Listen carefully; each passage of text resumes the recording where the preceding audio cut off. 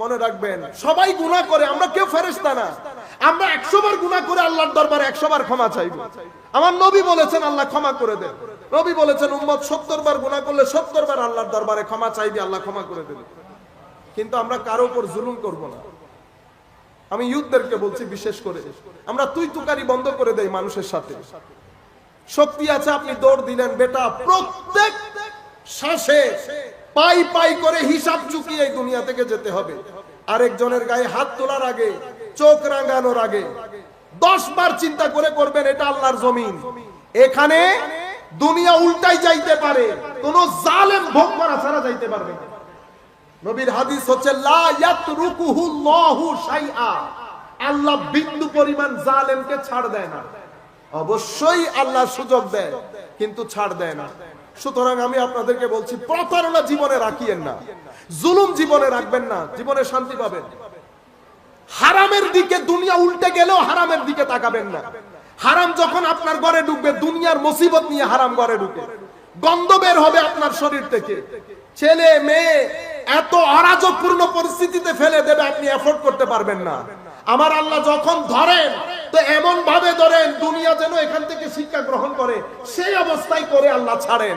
সুতরাং খবরদার, প্রতারণা, জুলুম, হারাম, এই তিনগুলা থেকে বাঁচাই রাখবেন।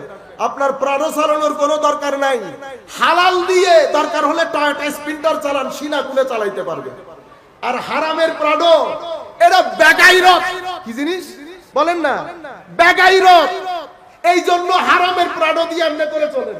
ভালো মানুষ হলে, ইজ্জত থাকলে, সম্মান থাকলে, যদি খুদদারি থাকতো, দিনদারি থাকতো, হারামের গাড়িতে উঠে কমনে এমনি করে বসতে পারতো। আপনারা বুঝতে পেরেছেন? হালালের মধ্যে ইজ্জত, হালালের মধ্যে দিনদারি, হালালের মধ্যে গায়রত, হালালের মধ্যে শান্তি। ছেলে সন্তান সবকিছু বাধ্য থাকবে, ঘরের মধ্যে শান্তি পাবেন। সুতরাং লোভ করবেন না অতিরিক্ত। যা কিছু আপনার জন্য নির্ধারিত, বানের পানির মতো আপনার ঘরে এসে ঢুকবে। শুধু আল্লাহ আল্লাহ করবেন। 2 মিনিটের দুনিয়া, আসতেও দেরি নাই, যাইতেও দেরি নাই। দেখছেন না, গুনতে গুনতে দিন চুল সাদা হয়ে গেছে। 60-70 বছরের জিন্দেগি, এটা একটা জিন্দেগি হইল। 20, 25, 30 বছর তো ঘুমিয়ে চলে যাবে। 70 বছরের জিন্দেগিতে এক ব্যক্তি 30 বছর ঘুমায়। যেই ব্যক্তির বয়স 70, সেই ব্যক্তির ঘুম 30। 8 ঘন্টা ঘুমাইলে 60 বছরের বয়সে তো 20 বছর ঘুম না? তো 70 বছরের জীবনে 30 বছর বাদ দিয়ে দিলে 40 বছর থাকে, আর কি? সুতরাং আমাদের আসল জিন্দেগি কবরের জিন্দেগি, আসল জিন্দেগি পরকাল। সুতরাং আপনার রুটিনের মধ্যে আপনি দেখেন, সকালের নাস্তা, অতঃপর স্কুল, অতঃপর অফিস, অফিস থেকে আসলাম, এসে আবার চা ভাত নাটক, অতঃপর ঘুম। এটা জিন্দেগি হইতে পারে না। জিন্দেগির মধ্যে ভার্সেটাইল করেন, ভেরিয়েশন আনেন জিন্দেগির মধ্যে, আখিরাত ঢুকান আপনার জীবনের মধ্যে। নামাজ, তিলাওয়াতে কোরআন, জিকরে ইলাহি, প্রত্যেক দিন কোন না কোন কিতাব পড়ে ঘুমান। আমার নবীর সিরত, আউলিয়ায়ে কেরামের সিরত, দেখবেন জিন্দেগি কত সুন্দর হয়। আপনি যখন পড়া অভ্যস্ত হয়ে যাবেন, আপনার জীবনে কখনো বোরিং টাইম আসবে না, কখনো বোরিং টাইম আসবে না। সম্মানিত উপস্থিতি, মা বোনদেরকে বলছি, শুধু কিচেনের মধ্যে যদি জিন্দেগি অতিবাহিত করে দিই, কেউ কারো জবাব দিবে না। সুতরাং নামাজ, মাগরিবের পর আপনি ওই সাদা কাপড় পরে ফেলেন, মাগরিবের পর থেকে নামাজ পড়েন, আওয়াবিন পড়েন, জিকির করেন, কোরআনের তিলাওয়াত করেন। ঘরের লোকজন যাতে বুঝে, আমরাও বলতাম ছোট থাকতে, আম্মা সাদা কাপড় পরি ফেলি, আম্মারে আর কিচেন দিন যাইতুন। বুঝতে পেরেছেন? এরকম হতে হবে ঘরের মধ্যে, তবে শান্তি। আর আমি এগুলো কথাগুলো কেন বলছি? আমি সংস্কারের জন্য বলছি। প্রত্যেক ঘরের মধ্যে আগুন জ্বলছে, আমরা জানি, সেই আগুন আমাদেরকে নিভাইতে হবে, কারণ আগুন আমরাই জ্বালিয়েছি। কিভাবে? ফাকাফারাত বিআনউমিল্লাহ, আল্লাহর নিয়ামতের প্রতি অকৃতজ্ঞতা প্রকাশ করে। নামাজ ছেড়ে দিয়েছি, মুসলমানের ছেলে, নামাজ ছেড়ে দিয়েছি, কোরআনের তিলাওয়াত ছেড়ে দিয়েছি। আমরা এখানে যারা বসেছি, ইল্লা মাশাআল্লাহ কয়েকজন বাদে, ম্যাক্সিমাম কোরআন কখন পড়েছি আমাদের মনেই নাই। মনে রাখবেন, কোরআন অসম্ভব দারুণ জিনিস। কোরআন মায়া করে, কোরআন মহব্বত করে, কোরআন শান্তি দেয়। কোরআনের মধ্যে আজীব এক রুহানি ফেজ আল্লাহ রেখেছেন। কোরআনের সুবতে বসবেন, হাজার ব্যথা আপনার অটোমেটিক্যালি হিলিং হয়ে যাবে। এগুলা কোত্থেকে? আমি মা বাবা থেকে শিখবো। সুতরাং মা বাবা ছেলেদেরকে শুধু পেটের খাদ্য শিখাইলে হবে না, মা বাবা মনের খাদ্য দিতে হবে। মনের খাদ্য কিভাবে? আমার নবী বলেছেন, সন্তান বড় হচ্ছে তাকে কোরআনের তিলাওয়াত শিখাও, তাকে আলে বাইতের মহব্বত শিখাও, তাকে সাহাবায়ে কেরামের তাজিম শিখান, আউলিয়ায়ে কেরামের জীবনী শিখান, বিশুদ্ধভাবে আউলিয়ায়ে কেরামের মাজারে নিয়ে যান, তাকে বলেন ধৈর্য কি জিনিস। এখন থেকে যদি সে ধৈর্য না শিখে, সে বউয়ের সাথে জীবন ধারণ করতে পারবে না। আপনার মেয়ে শ্বশুর বাড়িতে গিয়ে অ্যাডজাস্ট করতে পারবে না। তাকে যদি আপনি ধৈর্যের তালিম দিয়ে দেন যে দুনিয়া এরকম, দুনিয়াতে এরকম এরকম হয়, আমার নবী এটা এটা বলেছেন, এটা এটা বললে এই নিয়ামত তোমার ঘরে আসবে। আমরা জিন্দেগি এরকম, আমরা মুসলমান, আমাদের মুসলমানদের জিন্দেগির মধ্যে আখিরাত মুখী। আমরা লোভ করব না, আমরা এটা করব, বড়দেরকে সম্মান করব। আমাদেরকে সবাই সব সময় যে অ্যাপ্রিশিয়েট করবে সেরকম না। এখানে খারাপ জিনিস বেশি, এখানে কাঁটা বেশি, এখানে পড়ে যাব। যতবার পড়ব ততবার উঠে আল্লাহর দরবারে তাকিয়ে বলবো, আল্লাহ আরো জোরে পড়লে হাড় ভেঙে যেত, শুকরিয়া তোমার দরবারে। বুঝতে পেরেছেন?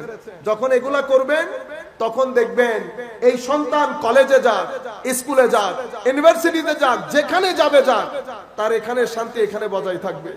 আপনাকে আর কি করতে হবে না, আপনাকে টেনশন করতে হবে না। আপনি যখন বুড়ো হবেন, এই ছেলে আপনার পা দাবাই দিবে, এই ছেলে আপনার মাথা ধরে আদর করবে। কেন? দিন যখন শেখাবেন, সন্তানের অন্তরে আপনার ভালোবাসা জন্মাবে।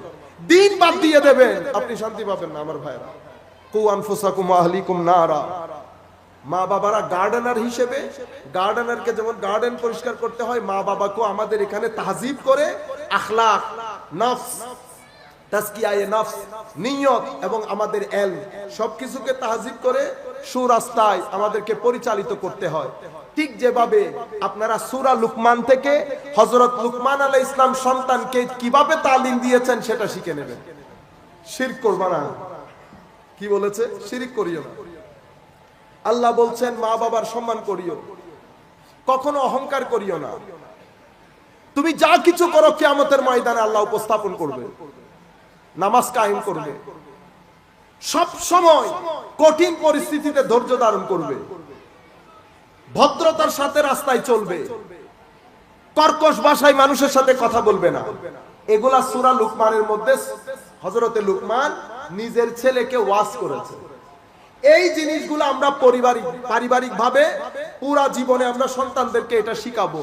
শিরক না করা, রাসূলের ইশক মুহাব্বত, আলে বাইত রাসূলের মুহাব্বত, আউলিয়ায়ে কেরামের নিসবত, সাহাবায়ে কেরামের আজমত, আমার নবীর জীবনী, আউলিয়ায়ে কেরামের জীবনী। আপনি যখন এগুলা শেখাবেন, ভদ্র হওয়া, সন্তানের মধ্যে কি কি সমস্যা আছে সেই সমস্যাগুলো ধরিয়ে দেবেন, তাদেরকে শেয়ার করা শেখাবেন, তাদেরকে সম্মান করা শেখাবেন, তাদেরকে ধৈর্য ধারণের কথা বলবেন। আপনি যদি এখন না করেন, ছেলের বিয়ের পরে ছেলেকে শিখাইতে পারবেন না, মেয়ের বিয়ের পরও মেয়েকে শিখাইতে পারবেন না। মেয়ে উল্টা আপনার উপর রেগে যাবে। এই তরবিয়তটা আপনাকে 13 বছরের মধ্যে করে ফেলতে হবে। যদি 13 বছরের পরে চলে যান, তখন স্বর্ণ অনেক শক্ত হয়ে যাবে, ডিজাইন দিতে পারবেন না। স্বর্ণকে ডিজাইন দিতে হয় গলানোর পর সাথে সাথে, যদি উল্টা ডিজাইন দিতে যান ভেঙে যাবে। আল্লাহ রাব্বুল আলামিন আমাদের হামি ও নাসির হোক। মাওলাই করিম আমাদেরকে কবুল করুক।